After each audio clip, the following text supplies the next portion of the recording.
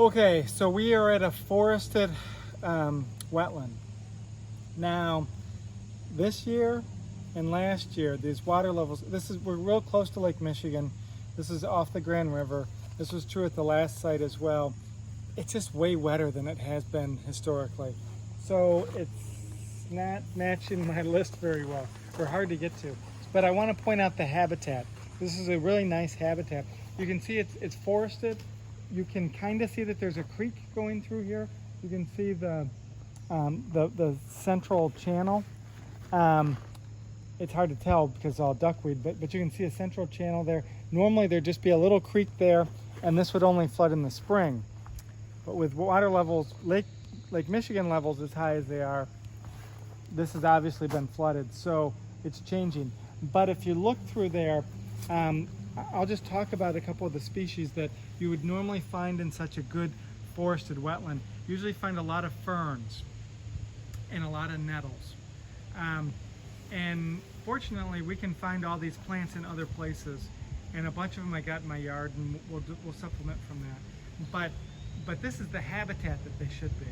So that's why we're here, is the habitat. If you look at the tree right there, see how it's a fluted base? See how the base looks more triangular? We're in a wet area that's always wet. So you don't have roots go deep, they go out. Now, oftentimes you think of that like in the tropical rainforest or something. Well, that's true there, but it's also true here. Most of these trees are very flared out at the base, and oftentimes when you see a tree uprooted, flipped over, there's some flipped over in the background over there.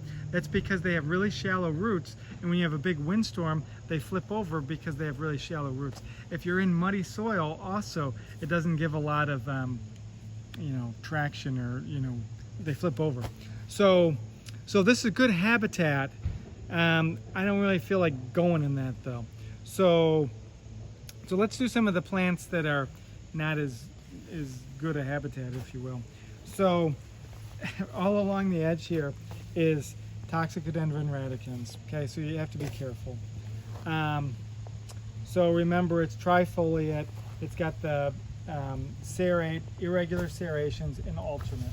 And it's all through here, so you want to be careful if you come here, because there's tons of poison ivy all through here. There are a bunch of, well, I'll point out that the characteristic, and maybe you'll tell me. See how there's a little sheath above where the leaf attaches? That's the ochrea, so this would be a polygonum. There's a bunch of polygonum here. There's a lot of species of polygonum. This is actually an upland species.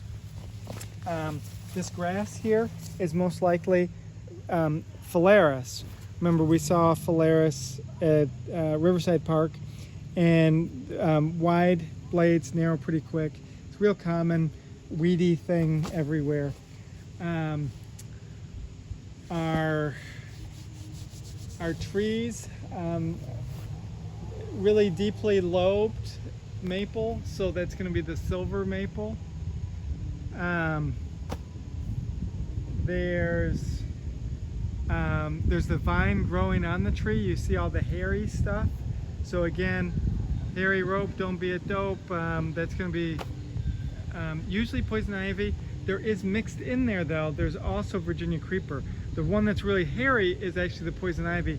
To the side of it, you'll see some vines that don't have all the hairs, and they've got 5 leaflets instead of 3. That's your Virginia creeper. We got some parties going on here, so I'm going to talk loud. So here's some nice Virginia creeper. I'm talking about. Yeah. So here's the 5. It's not one on your list, but it's a real common one. So usually when you see Virginia creeper, you'll also see poison ivy. So if you see one, be on the lookout for the other. And who cares about Virginia creeper other than it's an invasive?